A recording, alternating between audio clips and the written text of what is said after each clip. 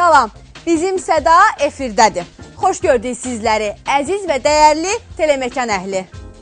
Mexanikadan avtomat qutuya keçəndən sonra avtomobilin idarə olunması əməlli başlı uşaq oyuncağına çevrildi.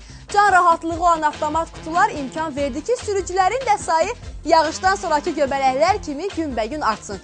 Amma elə ki, məsələ gəldi maşını park etməyə, bax burada məlum olur. Sürücünün ustalığı, məharəti.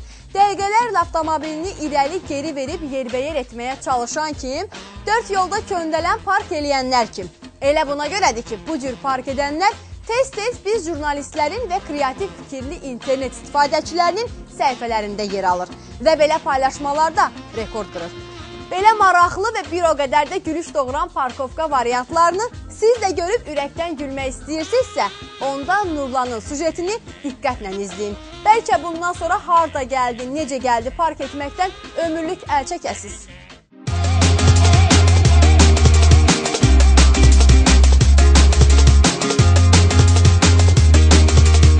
Şəhərin mərkəzində icazəli park yerlərində bu cür qarmaqarışıq vəziyyət varsa, demək qeyri-qanuni yerlərdə hansı vəziyyətin olduğunu düşünmək heç də çətin deyil. İnanırıq ki, sizə maraqlı kadrlar göstərə biləcək, odur ki, diqqətiniz bizdə olsun. Qeyri-qanuni park etmə halları və özlərini haqlı çıxaran sürücüləri yəqin ki, vaxtaşırı müşahidə edirsiniz. Biz də bu məsələdə kimin haqlı, kimin haqsız olduğunu müəyyən etmək məqsədi ilə üz tutduq şəhərin müxtəlif küçə və prospektlərinə. Elə başlayaq bu Qazel markalı avtomobildən. Adətən yük üçün istiqamət olan avtomobil deyəsən pis vərdişindən əl çəkə bilmir. Bu avtomobil isə zənnimcə reklam çarxına çəkilməyə hazırlaşır. Uğurlar sənə. Yolları mühafizə xidmətinin avtomobilinin isə deyəsən problemi var. Belə olmasaydı zibil qutuları onu ağuşuna almazdı. Yox, elə bilməyin bu parkamata pul ödəmədən avtomobil park edə bilərsiniz. Gözdən könüldən uzaq yer kimi görünsə də diqqətli olun. Səbail rayon dövlət yol polisinin cərimə meydançası yaxınlığındasınız. Bu avtomobillər isə artıq yarım saatdır ki, avtobus gözləyirlər. Avtobusların vaxtlı-vaxtında gəlməməsindən yaman gileylənirlər. Bu kadrlara baxanda adamın lap ürəyi ağrıyır. Deyəsən bu avtomobilləri bir dəfəlik park ediblər. Bu köhnə və baxımsız avtomobillerin cavanlığı necə olub görəsən? Cavan demişkən, axı yollara həsrətlə baxan bu Alman avtomobili elə də köhnə deyil. Belə yerdə deyirləri, maşının da gərək adamı ola. Yoxsa belə yağsız, yanacaqsız, güzgüsüz, təkərsiz qalar. Bu avtomobil isə birazdan nərd masasına oturacaq. Tərəfdaşını gözləyir yəqin. Tək ki tərəfdaşı evakuator olmasın. Yoxsa bu avtomobil kimi gərək yedəkdə gedər. Hə, bir şey də diqqətinizə çatdırım ki, bu kadrda piyada keçidi avtomobilin altına girib. Sürücünün heç günahı yoxdur. Kasıbın malı gözünün qabağında olar deyimi, bax bu avtomobilə aiddir. Bu kadrlar isə maşın bazarından, yox, şəhərin küçələrindəndir. Yol qırağına muncuq kimi düzülüblər. Amma elə bil muncuğun dağılmış formasıdır desək, daha doğru olar. Bugünlük bizdən bu qədər. Kimin haqlı, kimin haqsız olduğuna da siz qərar verin. Nurlan Vilayətoğlu, Turab Məmmədov, Elşad Məmmədov, Lider TV. Uşaqlıq ömrümüzün ən gözəl çağıdır. Nə dərdin var, nə qayğın. Yeganə vəzifən ağıllı olub dərsini yaxşı oxumaq, dişlərini fırçalamaq və ya yeməyini vaxtında yeməkdir. Ümumilikdə isə məncə uşağı xoşbəxt etmək üçün çox şeyə ehtiyac yoxdur. Bəzən bir şirin xoruz ya da bir dondurma, kukla tamaşası, yaxud çizgi filmi onların çöhrəsində təbəssüm yarada bilər. Valideynlərlə əl-ələ sirkə getməksə böyük sevinç, körpə yaddaşına həkk olunacaq, təkrar olunmaz təəssüratdır. Bax, elə Leylanın da bugünkü sujeti məhz sirkdən olacaq. Əgər siz də sirki mənim qədər sevirsinizsə, onda gəlin birgə izləyək.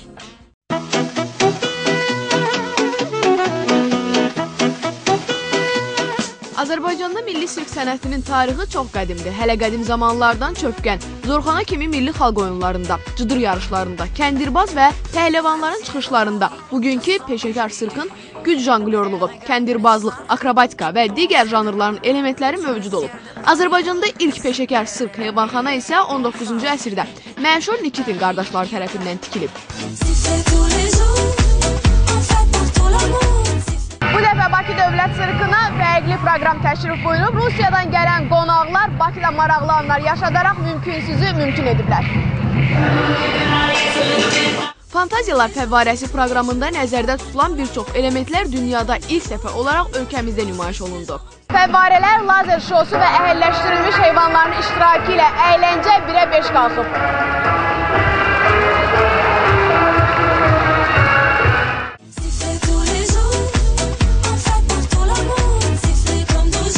Sirkdə həm səhnə, həm də hovuz funksiyasını yerinə yetirilən mexanizm quraşdırılıb. Bu mexanizm kompüter idarə etmə ilə təchiz olunub. Belə ki, qurğu açılır və hovuz görünür. Onu da deyim ki, hovuz mexanizmi ilə yerinə yetirilən, yəni işləyən sirk dünyada 2 şəhərdə, paytaxt Bakıda və Moskvada quraşdırılıb. Fəvvarələr şousu isə öz unikallığı ilə seçilir. Fantaziyalar fəvvarəsində hava gimnastı ilə suyun birgə rəqsi proqramın kulminasiya nöqtəsi oldu.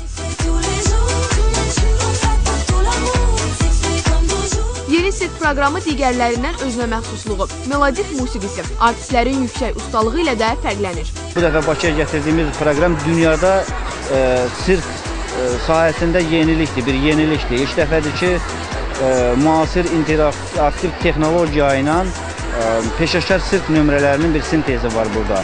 Xüsusi avadanlıqlar qurulubdur, xüsusi baseyn qurulubdur. Mən lap qısa deyəcəm texniki özəlliyi ilə bağlı. Təsəvvür eləyin ki, 120 ton su tutan baseyn var və bunu tamaşaçılar tamaşa başlayanda hiss eləmir, görmürlər. 600-dən artıq irili xırdalı fəvvarələrin nümayişi ilə, korda baleti nümayişi ilə, çox gözəl lazer və işıq effektləri nümayişi ilə nömrələr göstərilir. Sirkdə daha çox sevinən və həyəcanlanan, hətta öz heyrətlərini gizlətməyən isə həmişə olduğu kimi yenə də balacalar oldu. Neçə dəfələrlə gəlmişəm sirkə, çox xoşum gəlir. Burada çoxlu akrobatlar var, ayılar, həm heyvanlar. Klonla bəyəndiniz? Bir də o salonun akrobatlardan, klonlardan, hər şeydən. 2 dəfə getmişdim başqa sirklara, bu 3-cü gəlişimdir. Nədən xoşun gəlir daha çox sirkdə? Akrobatlardan. Elə valideynlər körpələr qədər maraqlı vaxt keçirdiklərini dedilər. Uşağa lazımdır da, uşağın dünya görüşü üçün, uşağın təfəkkürünün inkişafı üçün. Dəfələrlə gəlib, bu dəfəki sirkdə çox xoşuna gəlib. Görmədiyi şeyləri görür. Xoşdur onlar. O xoşlayır, ona görə biz tez-tez gəlirik. Sevirik bu sirki. Bu xeylə bəyləndi, maraqlandı, ona maraqlı oldu fantanlar. Janglyor, akrobatların maraqlı nömrələri, fəvvarə və lazer şousu bu dəfəki sirk proqramını zənginləşdirdi. Görmədiklərinizə şahid olmaq istəyirsinizsə, o zaman sirkə üz tuta bilərsiniz. Leyla Abbasova, Əfqan Pənahoğlu, Lider TV. Yəqin ki, fikir vermişsiniz. Uşaqlar sirkdə klonlarla əhəlləşdirilmiş heyvanlara daha çox maraq göstərirlər. Deyirəm, atları, meymunları, itləri əhəlləşdirməyi başa düşürəm. Amma bu şiri dəvəni fili başa düşmürəm də. Hərdən bu sirk ustalarının işinə əməlli başlı həsəd aparıram. Hələ ilanlarla nömrələr göstərən təlimçilərdən danışmıram. Bəs heç bu soyuqqanlı heyvanların həm də melaman olduğunu necə? Bilirdinizmi? Özü də onların sümüyünə yalnız tütək havası düşür. Həsir səbətdən çıxaraq özünə məxsus rəqsini ifa edən ilanları öz gözlərimlə görmüşəm. Nəysə, ilandan söz düşəndə deyirlər, gərək onu lənətləyəsən. Atalar əbəs elə deməyib ki, ilanın ağına da lənət, qarasına da. Növbəti süjetimiz də elə sürünənlərin necə deyərlər bu təmsilçilərinə aiddir.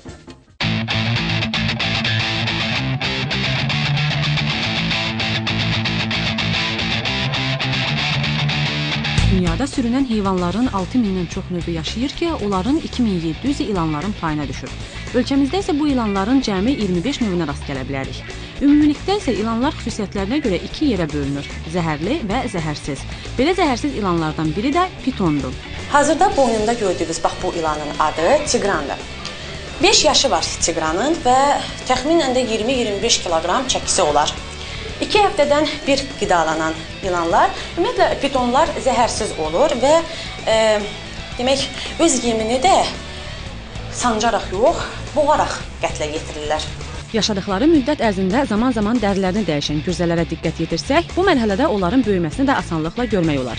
İl ərzində 2 və ya 4 dəfə dərisini dəyişən ilanlar bu müddətdə daha çox qapalı yerlərə üst tuturlar. Dəri baş hissədən soyulmağa başlayır. Bu proses bir çox virus və xırda həşəratlardan xilas olma rolunu daşıyır. İlanların digər özəlliyi isə bir dəfəyə 6-25 yumurta qoymalarıdır. qoyulmuş yumurtaların 55-50%, bəzi halda 60%, bəzi halda ola bilər lap az bir faizi yumurtadan balalar çıxır və o balalar artıq yetkin formaya, yetkin fərdə bənzər quruluşa malikdir. İlan tutsa, ilan yumurtası ilandan söhbət edirsə, hazır həyat tərzi üçün tam hazır yetkin ilan körpəsidir və sərbəst yaşamaq üçün də hər bir imkanı, deməli, inkişaf səviyyəsinə çatmış bir ilandır. O sadəcə hətta zəhərli ilansa, onun balası, körpəsi yumurtadan çıxan əmdən zəhərlidir. İki hissəyə ayrılan ilan dili su və qida mənbələrini müəyyən etmək üçün çox vaxt çöldə olur. Bu canlılar müxtəlif cür qidalarla bəslənirlər. Siçovul, dovşan, xərçəy, yumurta və s.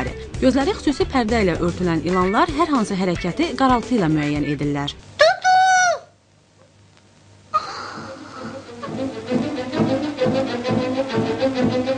Ay bana, nə olur sənə Xədicə? Məşhur filmdən bu fraqmenti yəqin ki, xatırladınız. Həmişə olmasa da kənddə kəsəkdə, həyətdə bacada bu cür hallarla üzləşə bilərik. Dərhal təşvişə düşmək gərək deyil. Həyatı təhlükəni adlamaq üçün ilan çaldığı nahiyəni yuxarı hissədən kəmər və ya hər hansı bir iplə sıxmaq gərəkdir. Bununla siz zəhərin yayılmasının qarşısını almış olacaqsınız. Unutmayın ki, xəstə yarım saat ərzində xəstəxanaya çatdırılmalıdır. Həkim terapevt deyir ki, ilan zəhərinin qarşısı sən demə elə öz zəhəri ilə alınır. Ancaq doza dərmanı zəhər eləyir, zəhəri dərman eləyir. Xüsusi müəssisələrdə kiçik dozalardan başlayaraq atlara ilan zəhərini yeridirlər və artıq atın həmin ilan zəhərinə qarşı tolerantlığı əmələ gəlir. Belə ki, onların qanında zəhərə qarşı antitellər, anticismlər, əksisimlər əmələ gəlir. Və onun qanından zərdab hazırlanır. İlan vurmuş adama həmin zərdabı vurduqda, yəni həmin zəhərin əleyhinə olan zərdabı vurduqda artıq zəhəri parçalanır və onun orqanizmə toksik təsirinin qarşısı alınır. Və siz heç bilirsinizmi ki, gördükdə qorxub qaçdığımız, bəzən də öldürmək istədiyimiz ilanların zəhəri müalicəvi əhəmiyyət daşıyır. Bəli, tibb sahəsində geniş istifadə olunan gürzə zəhəri insanlara şəfa vermə gücünə malikdir. Bu gün medisinada təbabətli istifadə olunan ağrıkəsici məlhəmlər, kremlər, mazlar, osteoxondroz, nevrit, nevralgiya, revmatizma, müxtəlif oynaq sisteminin ağrılarında istifadə olunan məlhəmlərin bir çoxlarında məhz ilan zəhərindən istifadə olunur. İllər öncə ölkəmizdə ilanlara xüsusi diqqət yetirilib. Hətta xüsusi laboratoriyalar belə fəaliyyət göstərib ki, orada dərman kimi istifadə etmək üçün gürzə zəhəri toplanaraq dərmanlar hazırlanıb. Son dövrlər isə ilan zəhərindən hətta xərçəng xəstəliklərinin müalicəsində də istifadə olunur. Deməli, qədəhə dolanmış ilan əbəs yerə tibbin rəmzi sayılmır. Odur ki, ilanı görər-görməz dərhal öldürməyə tələsməyin. Bəlkə məhz həmin canlının zəhəri kiməsə şəfa ola bilər. Hər birinizə sağlamlıq diləyi ilə Könül Rafiq qızı Ülvi Kərimov, Rahim Mustafayev, Lider TV. Qırmızı xalça, bərli bəzəkli xanımlar, elegant bəylər, bir sözlə desək, tanınmış insanlar, reportyorlar, kameraların işıqları. Nə düşündünüz? Düz tapdınız. Film festivallarının açılış və qapanma mərasimlərini nəzərdə tuturam. Hər il təntənə ilə keçirilən bu kino festivallarda peşəkarlar tərəfindən seçilən filmlər aktyorundan tutmuş, rejissoruna kimi mükafatlandırılır. Filmin uzunömürlülüyü isə təbii ki, onun baxımlılığından, yəni birbaşa olaraq izləyicisindən asılıdır. Elə mən özümdə sözün əsl mənasında kinomanam. Janrından asılı olmayaraq yaxşı filmi izləməyi sevirəm. Odur ki, Vüqarın növbəti sujeti məni maraqlandırmaya bilməz.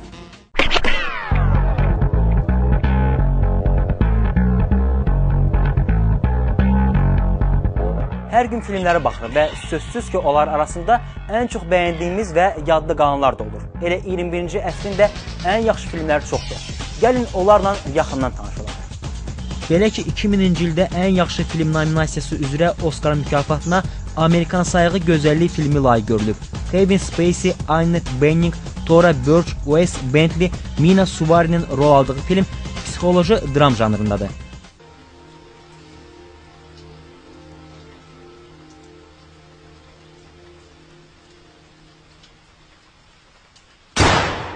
...2001-ci ildə isə Gladiator filmi Amerikanın bir nömrəli filmi seçildi. Bu lentdə baş rolu o zamanlar ulduzu tez-tez parlayan Yeni Zelandiyalı aktyor Russell Crowe oynayıb. Tarixi kino lenti olan Gladiator həm də yeni peplum janrının təməlini qoyub.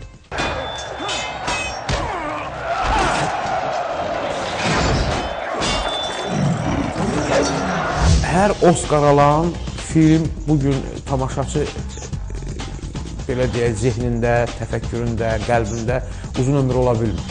tamaşaçını kinematografiyada nə ilənsə heyrətləndirmək bugün çox çətindir.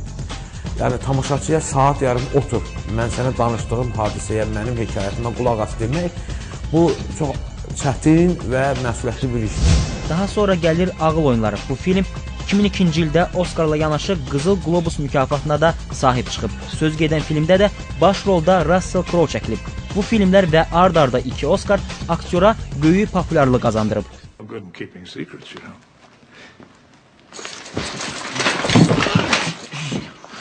2003-cü ilin isə ən yaxşı filmi musical kriminal komediya janrında çəkilən Chicago filmi olub. Burada hadisələr 1920-ci ildə Chicago şəhərində baş verir. Roxy Hart adlı qadın çoxdandır ki, məşhur olmaq və səhnədə çıxış etmək arzusu ilə yaşayır. Washing the blood off my hands. I even knew they were dead. They had it coming. They had it coming. They had it coming all along. Üzüklərin hökmdarı Kralın Qayıdışı filmi 2004-cü ilin ən yaxşısı seçilib. Fantezi janrına çəkilən bu lent 11 Oscar və digər mükafatların sahibi olub.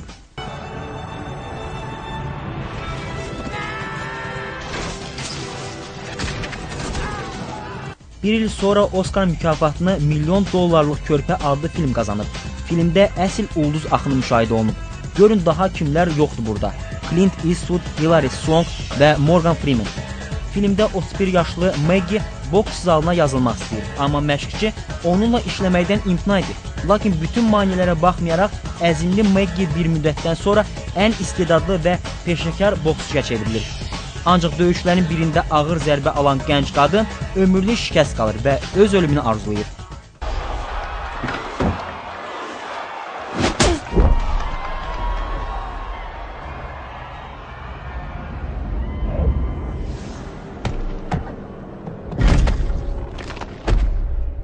...2006-cı ildə drama janrında çəkilən Toqquşma filmi də Oscara layiq görülənlər karvanına qoşulub. Filmdə kiçik əhvalatları birləşdirən atışma, maşın qarəti və digər hadisələr zənciri yer alır. 2007-ci ilin ən yaxşı filmi isə thriller janrında çəkilən Dönüklər filmi olub. Bu filmdə baş rolu Leonardo DiCaprio ifa edib. Okay.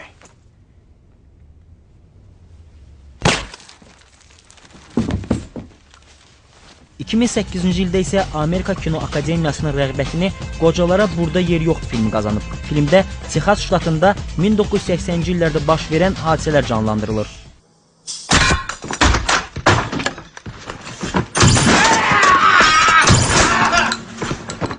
...2009-cu ildə Oscara xarabalıqdan olan milyonçu layiq görülüb.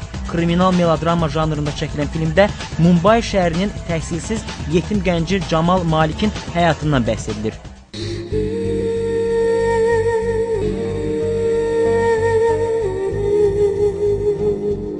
Ich wusste, du würdest zuschauen. Ich habe geglaubt, ich sehe dich im Himmel erst wieder.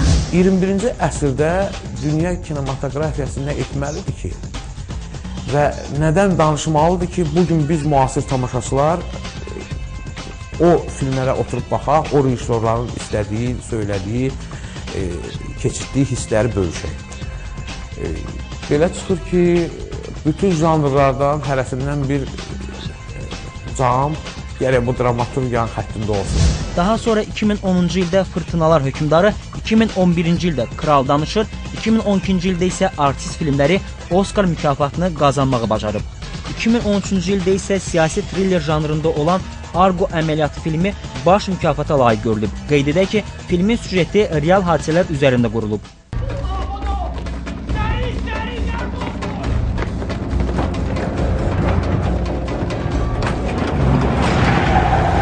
Və nəhayət 2014-cü ildə Oscar mükafatını Köləliyin 12 ili filmi qazanıb.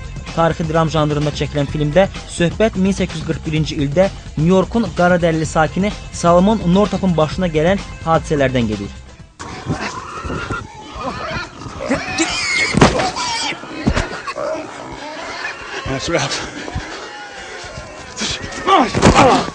Bizim səda olaraq sizə əsrimizin ən yaxşı filmləri haqqında məlumat verdik. Əgər siz hələ də bu filmləri izləməmişsinizsə, o zaman vaxt itirmədən seyr etməyə tələsin.